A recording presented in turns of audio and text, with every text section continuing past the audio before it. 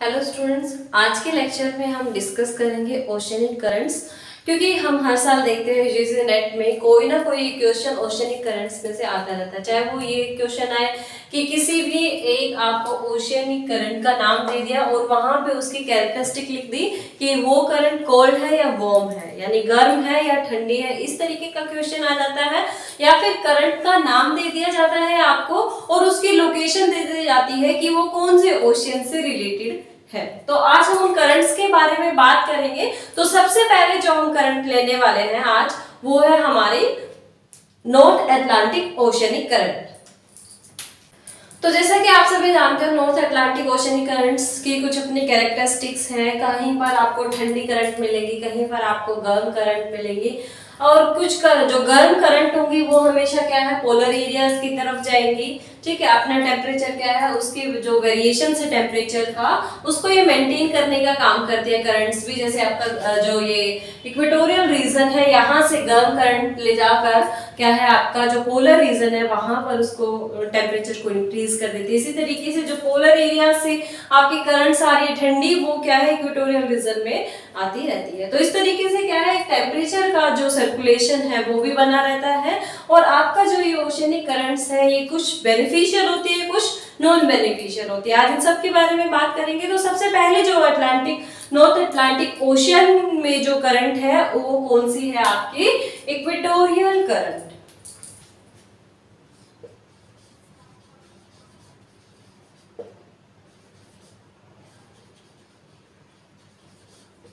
North Atlantic equatorial current या फिर उत्तरी अटलांटिक विषुवतीय धारा। ठीक है, करंट को धारा बोलते हैं हिंदी में, उत्तरी अटलांटिक विषुवतीय धारा। अब सबसे पहले आप लोगों ने लोकेशंस भी देखी हो जो आपका अटलांटिक है तो आपने अटलांटिक की शेप देखी होगी कि ये एस शेप में है और तो हमें इसके इक्वेटोरियल रीजन मैंने आपको बोला तो इसी से ही पता चल जाता है ये कहां तक फैला हुआ है।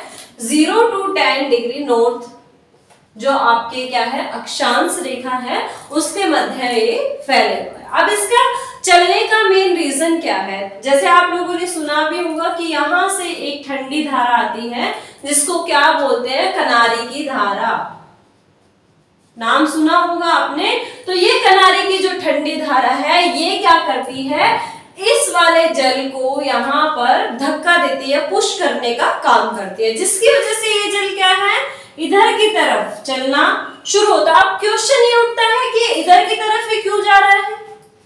तो आप लोगों ने जब विंड्स पढ़ी होंगी तो उस विंड में एक विंड का नाम सुना होगा आपने ट्रेड विंड, जिसका नाम क्या है व्यापारिक पवनी इसको हिंदी में बोलते हैं। तो व्यापारिक पवनी कहां से चलती है आपकी पूर्व से पश्चिम की तरफ जाती है। तो इस वजह से इसकी डायरेक्शन क्या हो जाती है नॉर्थ अटलांटिक जो आपकी ओशियनिक इक्वेटोरियल ओशियनिक करंट है इसकी डायरेक्शन कहां हो जाती है आपकी पूर्व से पश्चिम की तरफ ये चलना शुरू कर देती है। बेसिकली कहां जाती है ये आपके अफ्रीका के केप वर्डे से शुरू होकर यहाँ आपका एक कैरेबियन सी आपने नाम सुना, वहां ये है आपका यहाँ पे कैरेबियन सी। ठीक है, तो इस कैरेबियन सी की तरफ जाना शुरू करती है और यहाँ पर जो कैरेबियन जो आइलैंड आपको दिख रहे हैं उसके साथ ये टकरा के एक धारा क्या चली जाती है इसके ऊपर चली जाती है और दूसरी धारा क्या है कैरेबियन सागर के अंदर चली जाती है। तो इसकी दो शाखाएं हो जाती है, आपको ध्यान रखना है। कनारी की जो धारा थी उससे जल टकराया, इसने इसको पुश किया और इसकी वजह से ये जल क्या है ऊपर उठकर किधर की तरफ आना शुरू हुआ आपकी ट्रेड विंड से प्रभावित होकर ये पूर्व से पश्चिम की तरफ जाना शुरू किया, जिसकी वजह से क्या है यहाँ पर आपका क्या है कैरेबियन सागर है और कैरेबियन द्वीप समूह है, उनसे ये टकराकर धाराएं दो शाखाओं में बढ़ जाती है। एक शाखा कैरेबियन द्वीप समूह के ऊपर से निकल जाता और दूसरी शाखा जो है कैरेबियन सागर के अंदर चली जाती है। अब जो शाखा कैरेबियन द्वीप समूह के उत्तर की तरफ होती है उसको किस नाम से जाना जाता है एंटिलीज की धारा। ठीक है, और ये जो करंट है इसकी एक और क्या कैरेक्टरिस्टिक्स है ये करंट कैसी है वार्म करंट है, यानी ये कैसी है गर्म है, गर्म धारा है। अब ये एंटिलीज की धारा भी कैसी धारा है गर्म धारा है, कैरेबियन सागर में जो गई, ये भी कैसी धारा है, गर्म धारा है। अब यहां पर आपने सुना होगा होंडुरास अंतरिक्ष, एक नाम और मैं ले रही हूं। अब ये होंडुरास अंतरिक्ष से कहां प्रवेश करता है, मैक्सिको की खाड़ी में। इसको क्या बोलते हैं, मैक्सिको की बे ऑफ मैक्सिको। अब इस खाड़ी में जब ये प्रवेश करता है तो खाड़ी के साथ साथ ये धारा क्या है, बहना प्रवाहित होती है। ठीक है, आप लोगों को ध्यान रखना है। और यहां पर ये क्या कहलाता है, खाड़ी की धारा या फिर मैक्सिको खाड़ी की धारा।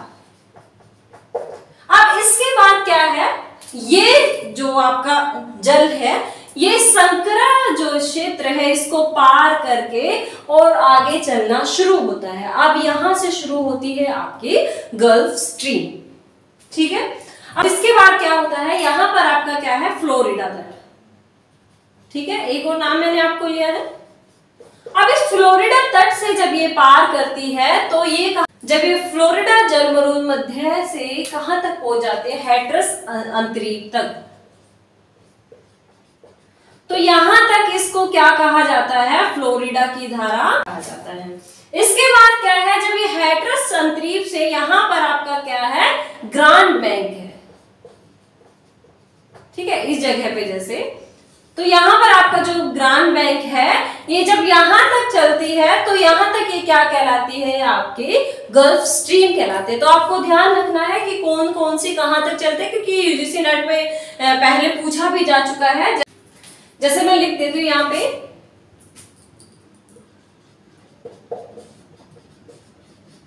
फ्लोरिडा धारा, फ्लोरिडा कहां से कहां तक चलती है आपकी, फ्लोरिडा जलमरुमध्य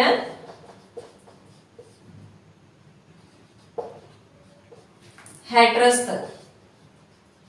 ठीक है, हैट्रस अंतरिक्ष जो है आपका, वहां तक ये क्या कहलाती है, आपकी फ्लोरिडा की धारा कहलाती है। इसके बाद क्या आता है आपका गल्फ स्ट्रीम।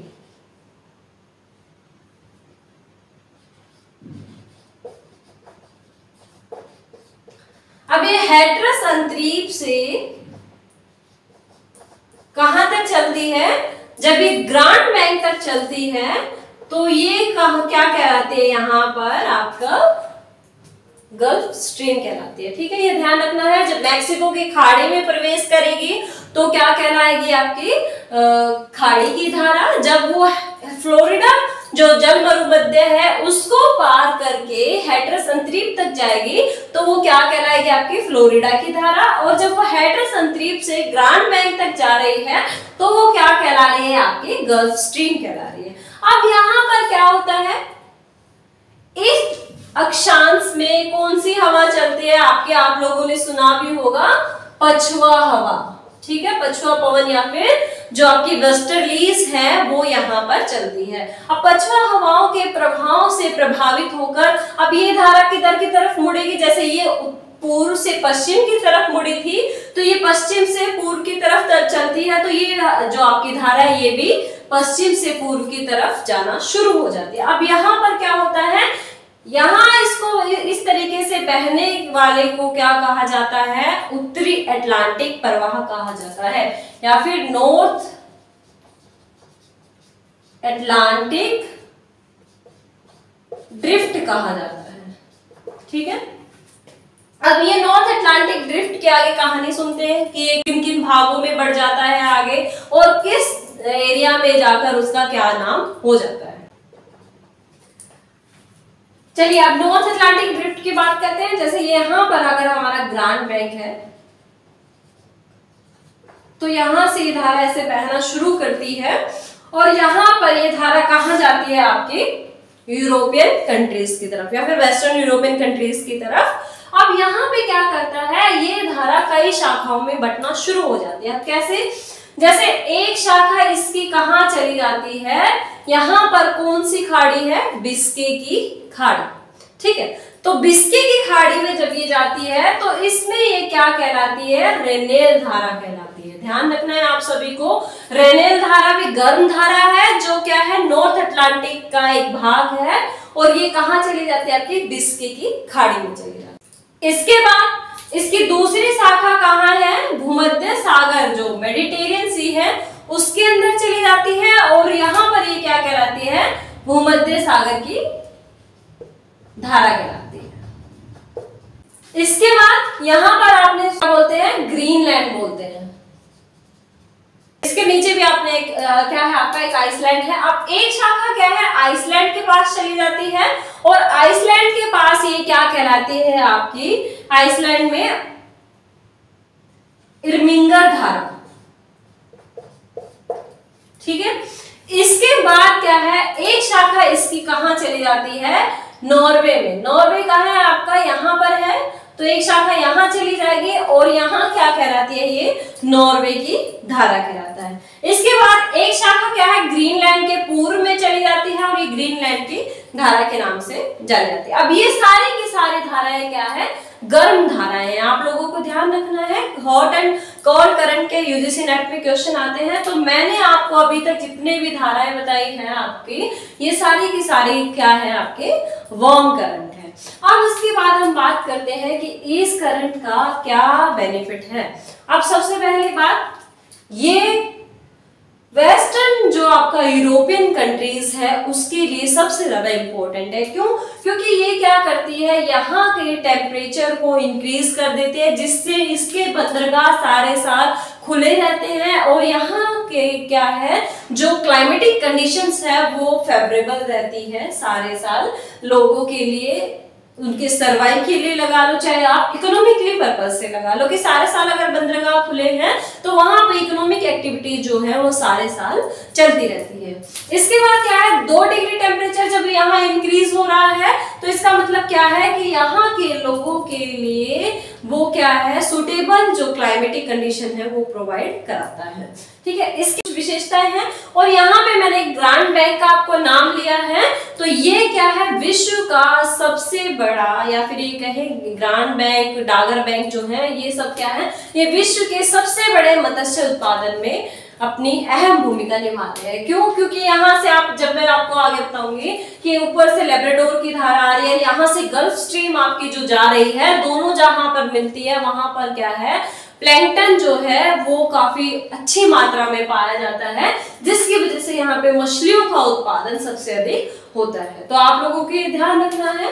इसके बाद हम बात करते हैं इसमें और कौन कौन सी धाराएं हैं। अब क्या होता है कि यहाँ से जब जल चला गया, ठीक है, अब ये यहाँ पे खाली जगह हो गई ना, तो यहाँ पर भी कोई जो दूसरी जो आपकी क्या होगी, धारा होगी, इसका स्थान लेने के लिए आएंगे। आपने कभी भी देखा होगा कि जब भी हम देखते हैं कि पानी का एक तरफ आप ऊंचा कर दीजिए ढाल और दूसरी तरफ नीचा कर दीजिए, तो क्या है, ऊंचे से नीचे की तरफ बहना शुरू हो जाता है। जब यहाँ से भी सेम क्या है, यहाँ से जल चला गया तो इसका तल नीचा हो गया, तो यहाँ से भी एक धारा उठना शुरू हो जाएगा। अब यहाँ पे क्या है, आपका कनारी द्वीप समूह है, और कनारी द्वीप समूह के पास से ये धारा चलती है एक आपकी, जिसको क्या बोलते हैं, कनारी की धारा। और कनारी की धारा कैसी धारा है, ठंडी धारा है। अब ये 2 तरीके का काम करती है। एक तो क्या है, ये जो तल नीचा हो जाता है उसके लिए इसको क्या है, बराबर करने के लिए चलती है। दूसरा क्या है कि ये इसको पुश करने का भी काम करती है, कि इसको धक्का देती है ताकि ये क्या है, आगे की तरफ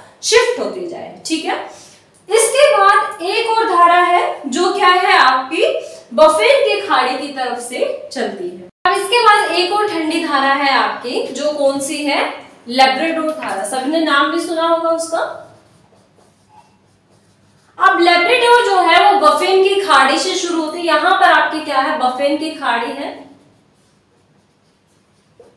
यहां से शुरू होकर ये धारा क्या है, आपका ग्रांड बैंक है, वहां से होते हुए 50 डिग्री तक, ठीक है, 50 डिग्री तक जो आपकी गल्फ स्ट्रीम थी, इसके जो पश्चिमी हिस्सा है, इससे होकर ये एक लाइन सी बना देती है आपका जो नॉर्थ, जो आपका अमेरिका है उसके साथ साथ, ठीक है। तो आपको ध्यान रखना है कि ये बफेन की खाड़ी से शुरू होकर कहाँ जा रही है, 50 डिग्री अक्षांश तक जा रही है, और ये क्या है, ग्रांड बैंक पर किससे मिलती है, गल्फ स्ट्रीम के साथ मिलती है। उसके बाद ये क्या है, नॉर्थ अमेरिका का जो पूर्वी हिस्सा है उसके साथ साथ बहना शुरू कर देती है। अब इस देखो इसका क्या इफेक्ट है, क्या इसके ड्रॉबैक है और क्या इसकी विशेषता है। सबसे पहले इसकी हम बात करें विशेषता की, तो ये जब क्या है इसके साथ मिलती है गल्फ स्ट्रीम के साथ, तो यहाँ पर कुहासा सा बन जाता है। दोनों क्या है, दोनों के मिलने से यहाँ पर जो प्लैंकटन के लिए काफी अच्छी सुविधा हो जाती है, जिसकी वजह से यहाँ पे विश्व की सबसे ज्यादा मछली जो है वो पाई जाती है। इसके बाद यहाँ इसकी क्या हानि है, सबसे पहली बात मैंने आपको बताया था कि जो आपका वेस्टर्न यूरोपियन कंट्रीज है वहां पे 2 डिग्री टेम्परेचर इंक्रीज कर देती है, जिसकी वजह से यहाँ पे सारे साल जो इसके बंदरगाह है वो खुले रहते हैं। लेकिन यहाँ पर क्या है, ये जो आपकी लेब्राडोर धारा है ये इस हिस्से को घेर लेती है, एक पतली सी दीवार की तरह एक रेखा बना देती है, जिसकी वजह से क्या है यहाँ के जो तट के बंदरगाह हैं वो उस गल्फ स्ट्रीम का, या फिर आप कह सकते हो कि फ्लोरिडा की जो धारा यहाँ तक बह रही थी उसका फायदा नहीं उठा पाते हैं, और यहाँ पर क्या है टेम्परेचर इंक्रीज नहीं हो पाता है। दूसरा इसके क्या हानिकारक प्रभाव है कि ये अपने साथ बड़े बड़े आइसबर्ग्स लेके आती हैं। ठीक है, आइसबर्ग्स का आपने नाम भी सुना होगा, वो कौन सी जो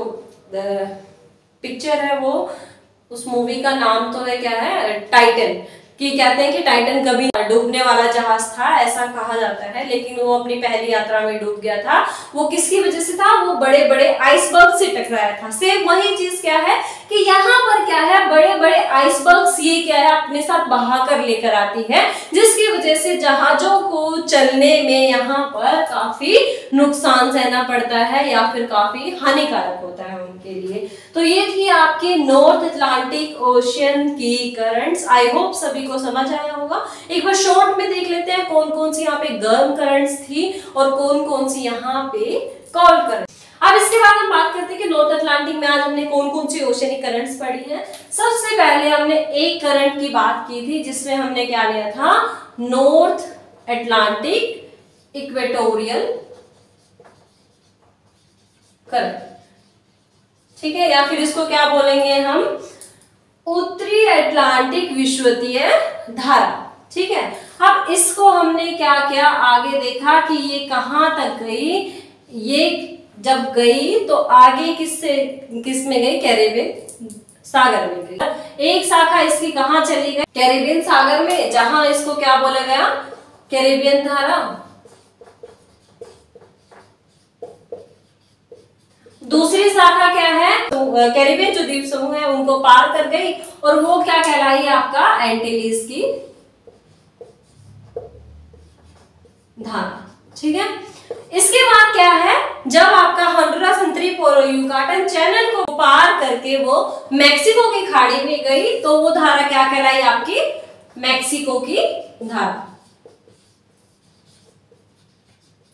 अब क्या हुआ, जब वो मैक्सिको के पूरा एक सर्कल पार करके फ्लोरिडा तट को जब पार करना शुरू किया और वो फ्लोरिडा से वो कहां तक गई, आपके हैट्रस अंतरीप तक गई, तो वहां तक ये क्या कहलाई, फ्लोरिडा की धारा।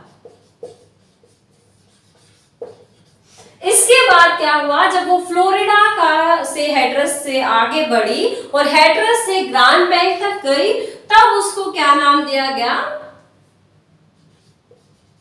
Gulf stream. आफ्टर दैट वो क्या हुआ, वेस्टर्लीज के संपर्क में आई और वेस्टर्लीज के संपर्क में आकर, क्योंकि 40 डिग्री अक्षांश के बाद वो क्या करती है, पश्चिमी जो आपकी पछुआ हवाएं हैं उनके प्रभाव में आकर पश्चिम की तरफ बहना शुरू कर देती है, तो उसको हमने क्या नाम दिया, नॉर्थ अटलांटिक ड्रिफ्ट या फिर प्रवाह। ठीक है, उत्तरी अटलांटिक प्रवाह नाम दिया। अब क्या हुआ, ये प्रवाह क्या हो गया, आगे टकराया और अलग अलग भागों में ये बट गया। अब उनके नाम देखते हैं कि कहां कहां गया ये। सबसे पहले ग्रीनलैंड की तरफ गया तो वहां पर क्या कहलाया, ग्रीनलैंड की धारा। इसके बाद ये जब आइसलैंड में गया तो वहां पर ये क्या कहलाया, आपका इरमिंगर की धारा। इसके बाद जब ये क्या है, आपका बिस्के की खाड़ी में इसने प्रवेश किया तो वहां पर ये क्या कहलाया, रेनेल की धारा। जब इसने भूमध्य सागर में प्रवेश किया तो ये क्या कहलाया, भूमध्य सागर की धारा। तो ये एक पूरा क्रम था, या फिर आप ये कह सकते हैं पूरी साइकिल थी आपकी जो नॉर्थ अटलांटिक इक्वेटोरियल करंट है उसकी।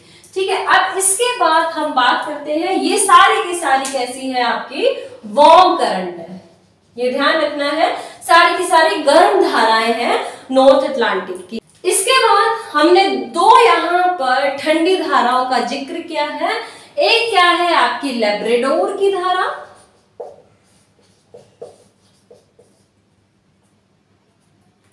दूसरी जो धारा है उसका नाम हमने क्या लिया है, कनारी की धारा। लैब्राडोर जो धारा है वो बैफिन की खाड़ी से निकल के और आपका कहा 50 डिग्री जो अक्षांश है वहां तक आ जाती है नॉर्थ अमेरिका के तट के साथ साथ पूर्वी, और कनारी की जो धारा है वो कनारी जो द्वीप समूह है उससे होकर केप वर्डे तक आ जाती है, क्योंकि हमने पढ़ा था कि केप वर्डे से क्या है आपका जो विषुवतीय धारा है, उत्तरी विषुवतीय धारा वो चलना शुरू करती है। तो ये आप लोगों को ध्यान रखना है, नॉर्थ अटलांटिक करंट है ये। आई होप सभी को समझ आया होगा।